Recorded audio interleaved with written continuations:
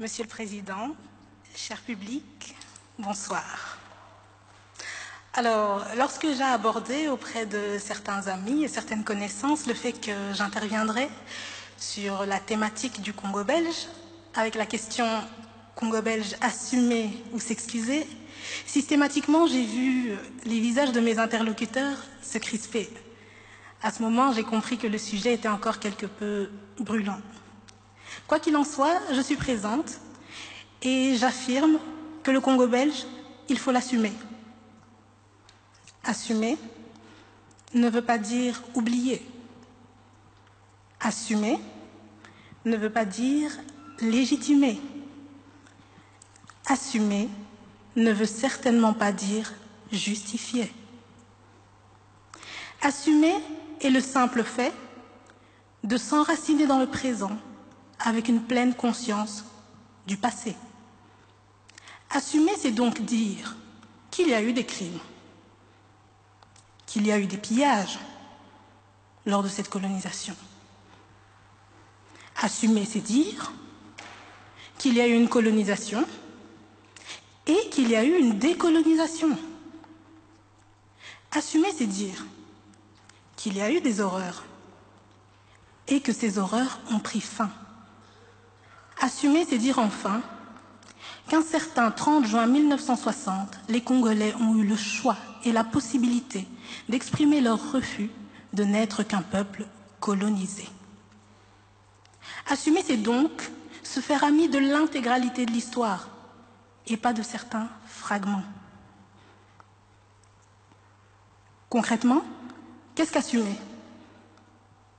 Assumer une colonisation, c'est en parler, c'est en discuter, c'est en débattre, c'est la critiquer et par-dessus tout, c'est en soutirer des leçons. Assumer, c'est ce que la République démocratique du Congo, aujourd'hui, ancien Congo belge, fait tous les jours, en parlant de sa colonisation, en l'enseignant, en la chantant jusque dans son hymne national. Assumer, c'est ce que le Royaume de Belgique ne fait pas. Vous savez, je suis née et ai poursuivi toute ma scolarité en Belgique, donc des maternelles jusqu'à aujourd'hui en deuxième année à l'université. Et depuis ma troisième primaire, on m'enseigne fièrement la résistance belge lors de la Première Guerre mondiale, les 3 jours où les troupes belges ont résisté et ont fait front aux troupes allemandes qui voulaient rejoindre Paris. Donc on me vante 3 jours. Mais jamais on ne m'a parlé des 80 années de la colonisation belge au Congo. On me vante 3 jours. On m'en cache 31 025. Alors, comment expliquer ce complexe sur la question coloniale? Cher Président, cher public, j'ai ma propre théorie. Là où on peut reconnaître au Congo une décolonisation manquée, on doit reconnaître à notre royaume une colonisation et une décolonisation manquée, double échec. En effet, entamé sur les crimes humains de Léopold II, terminé sur les chapeaux de roue dans les années 60, pour le royaume double échec. Alors notre royaume, plongé dans sa mélancolie, n'assume pas son double échec. Et dès que l'on dit Congo, les visages se crispent, la Belgique se cache, la Belgique se braque. On comprend bien que ce n'est pas la Belgique qui hante le Congo, c'est bien le Congo qui hante la Belgique. 57 années que notre royaume n'a plus de colonie, 57 années que la Belgique tente d'oublier, 57 années qu'elle n'enseigne pas l'histoire coloniale, qu'on n'en parle pas, qu'on ne l'aborde pas, 57 années que la Belgique essaye de s'oublier, devient étrangère à elle-même, 57 années que le royaume s'aliène, 57 années que le royaume s'auto-aliène. Alors, je vous interroge, chers adversaires, comment pouvez-vous parler d'excuses dans un tel contexte? Est-ce que le dialogue doit s'entamer entre le Congo et la Belgique ou entre la Belgique et elle-même? Croyez-moi, si la Belgique a des comptes à rendre, ce n'est pas avec le Congo, mais c'est avec elle-même et son histoire coloniale. Je vous remercie.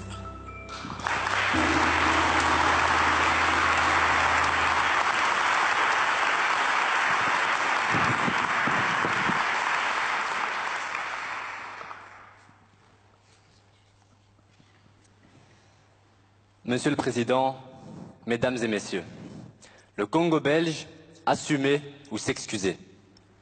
Tout d'abord, j'aimerais commencer par une définition des termes. Assumer. Assumer nous vient du latin assumere, qui signifie prendre pour soi. Une chose me dérange dans la valeur que l'on accorde au fait d'assumer dans notre débat.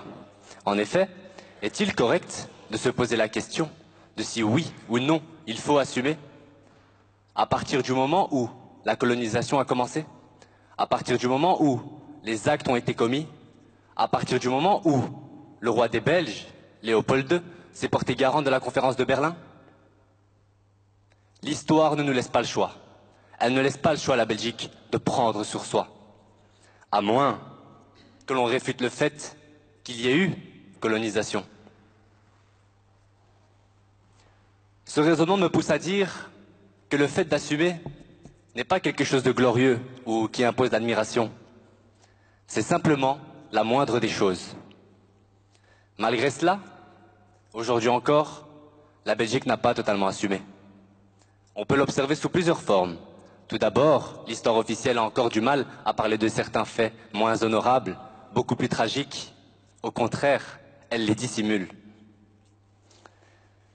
Deuxièmement, on a tellement de mal à parler de ce sujet dans des conditions sérieuses, où des intervenants politiques débattraient sur le sujet avec un réel but derrière. À la place, on préfère en parler dans le cadre d'un spectacle oratoire.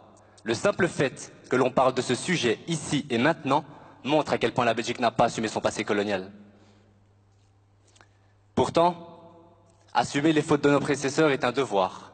Le passé colonial de la Belgique fera toujours partie de notre histoire. C'est incontestable. Mais détrompez-vous. Comme je vous l'ai dit, assumer n'est pas suffisant. Assumer doit impérativement s'accompagner d'une demande de pardon. En assumant, on reconnaît ses torts, mais en aucun cas on démontre un sentiment de regret. C'est par le pardon qu'on démontre ce sentiment de regret. Ce premier n'a absolument aucune valeur sans ce dernier. On peut donc en conclure qu'assumer est l'étape juste avant le pardon. Sur la même lancée, est-il correct de se poser la question de si oui ou non il faut s'excuser? Quand j'étais petit, mes parents m'ont appris les bases de la politesse. On salue, on dit merci, on dit au revoir et s'il vous plaît. Dans la même lignée, ils m'ont appris à ne pas faire de mal aux autres. Mais quand j'en fais, à demander pardon. C'est la moindre des choses. Dans le cas présent, s'excuser qu'à une époque, par le biais de nos dirigeants occidentaux, des actes innommables ont été commis.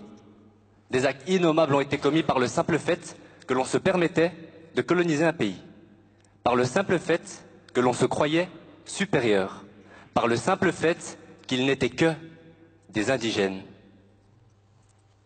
Je trouve ça triste que 60 ans après, nous ne sommes qu'à cette étape du débat, à se demander s'il faut assumer ou s'excuser.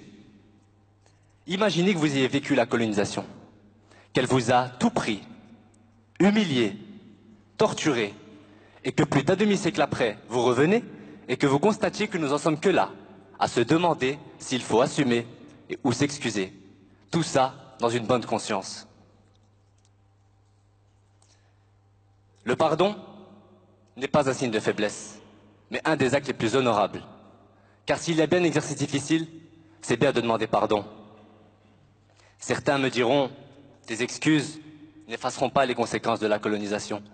Tes excuses ne ramèneront pas les morts. Je suis bien conscient. Je suis bien conscient que tout ça ne nous rendra pas le Congo. Personnellement, moi, Amin Tahiri, je ne suis pas responsable de la colonisation. Je n'y étais pas. Mais nos ancêtres l'ont été. Nous sommes les héritiers de leurs erreurs passées. Je ne sais pas. Je ne sais pas si le Congo est prêt à entendre nos excuses aujourd'hui, ce qui serait tout à fait compréhensible, vu la gravité des actes commis. Mais je tiens à ce qu'il sache que moi, en tant que Belge, je suis prêt à lui présenter des excuses, car c'est la moindre des choses.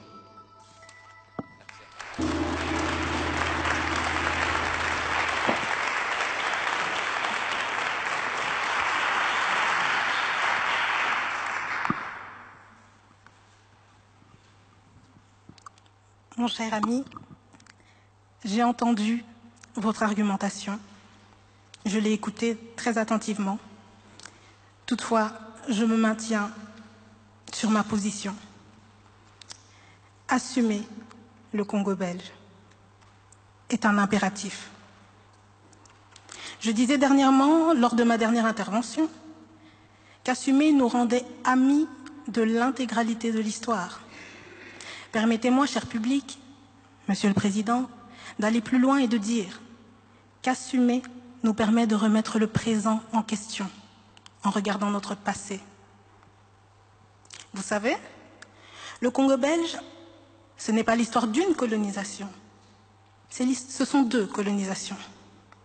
D'une part, celle du Congo, à qui l'on a certifié, bien entendu dans le contexte paternaliste et impérialiste de l'époque, une infériorité identitaire et culturelle.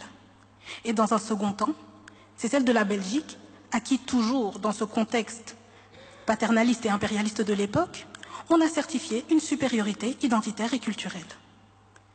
Colonisation des esprits, colonisation des consciences, colonisation inconsciente. Petit saut dans le temps, cher public, nous sommes en 1897. Alors, période d'industrialisation en Belgique, la Belgique brille. Et quelque part à Tervuren, un zoo humain. Oui, vous entendez bien, un zoo humain. Vous ne saviez pas? C'est normal, on n'enseigne pas. Dans ces zoos humains, des Congolais. Dans le public, des Belges. Colonisation des esprits, colonisation des consciences, colonisation inconsciente, qui poussa monsieur et madame tout le monde à aller embarquer leurs familles, leurs enfants, voire d'autres êtres humains dans un zoo. Fort heureusement, ce type de spectacle ne se produise plus dans le royaume. Mais comme je l'ai dit au début de mon intervention, assumer nous permet de remettre le présent en question. Alors questionnons-nous. Qu'en est-il de la colonisation des esprits? Combien pensent encore aujourd'hui farouchement au plus profond de leur cœur en une infériorité de l'Afrique et se disent que si l'Afrique souffre, c'est parce que l'Europe est partie? Combien pensent aujourd'hui encore l'Afrique incapable comme de réfléchir et dans notre cas, que le salut du Congo ne peut venir que de la Belgique? Combien? Cher public, détrompez-vous. Nous n'en avons pas fini avec le colonialisme. Certes, le Congo est libre, mais qu'en est-il de nos esprits? Dans combien d'esprits persistent encore des brides d'idées paternalistes qui menèrent en 1884 à la conférence de Berlin? Combien de bombes à retardement parmi nous qui inconsciemment pourraient refaire commencer l'histoire? Assumer nous permet de remettre le présent en question. Alors je m'adresse à vous, chers adversaires, dans un tel contexte de potentielle colonisation des esprits encore présente. Trouvez-vous toujours des excuses légitimes? Les trouvez-vous légitimes?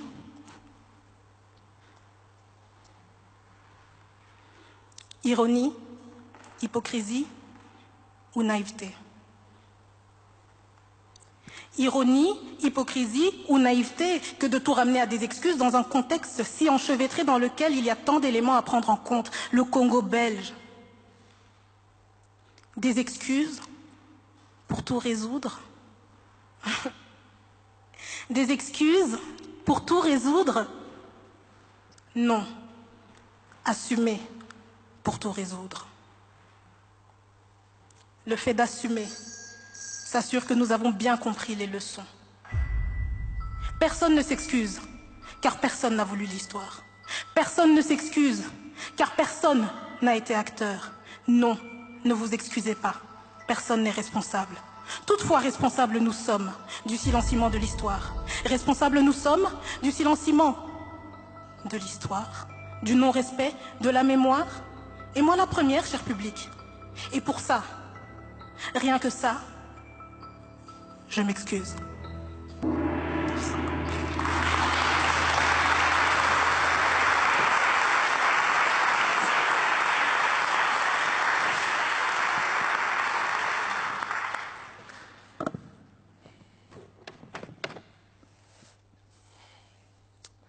Monsieur le Président, Mesdames et Messieurs,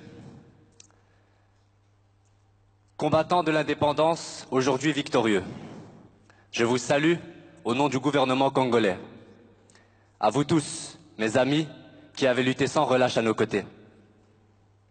Nous avons connu les ironies, les insultes, les coups que nous devions subir matin, midi et soir, parce que nous étions des nègres. Nous avons connu que la loi n'était jamais la même, selon qu'il s'agissait d'un blanc ou d'un noir. Qui oubliera les fusillades ou les cachots furent brutalement jetés, ceux qui ne voulaient plus se soumettre au régime d'injustice, d'oppression et d'exploitation. Durant ma première intervention, je soulignais que je trouvais prétentieux que 60 ans après, on en a encore à se demander s'il faut assumer ou s'excuser. Le fait de se poser la question traduit selon moi le sentiment d'hégémonie encore trop présent en Occident à l'égard de l'Afrique. C'est tout ce dont mérite l'Afrique, c'est tout ce dont mérite le Congo après tant de souffrances, que l'on assume, que l'on s'excuse. Ces questions devraient être complètement désuètes à notre époque. Ce sentiment dont je vous parle, c'est ce sentiment de supériorité fortement présent durant l'époque coloniale. Aujourd'hui, on a l'impression qu'on a dépassé tout cela, que ce sentiment de supériorité n'est plus d'actualité. Et pourtant, on peut l'observer tous les jours, à travers le poids des pays africains au niveau politique, par exemple. On ne les prend presque même pas en considération. Quand j'ai commencé à préparer ce débat, et que l'on m'a imposé la position « s'excuser », la première question qui m'est venue en tête est « s'excuser, mais pourquoi ?» Je vous avoue que je ne connaissais pas grand-chose sur le passé colonial de la Belgique, et d'ailleurs, c'est toujours le cas. Est-ce normal? Est-ce normal que l'on ne m'a jamais enseigné le passé colonial de la Belgique, alors que j'ai fait toutes mes études ici? Patrice Lumumba a vu clair en disant « L'histoire dira un jour son mot ». Mais ce ne sera pas l'histoire que l'on enseignera à Bruxelles, à Paris ou à Washington, mais celle que l'on enseignera dans les pays affranchis du colonialisme. Je suis loin d'être le seul dans ce cas. Beaucoup ignorent ce qui s'est passé au Congo belge.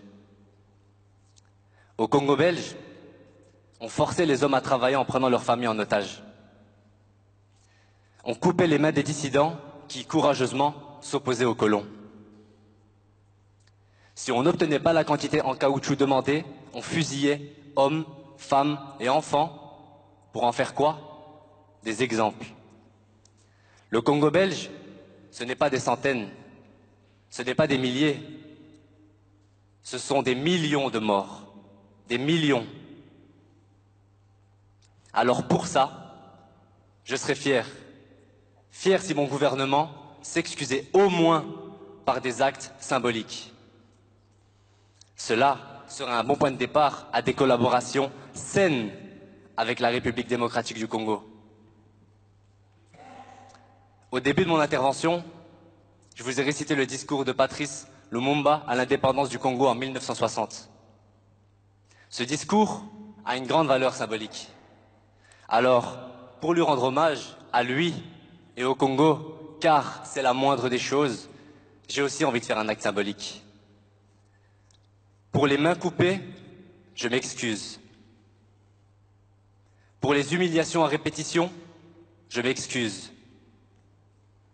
Pour le travail forcé, je m'excuse. Pour les mères tuées, je m'excuse. Pour les pères tués, je m'excuse. Pour les fils tués, je m'excuse. Pour les filles tuées, je m'excuse. Pour l'esclavage, je m'excuse. Pour chaque larme versée, je m'excuse. Pour notre silence, excusez-nous. Merci à tous.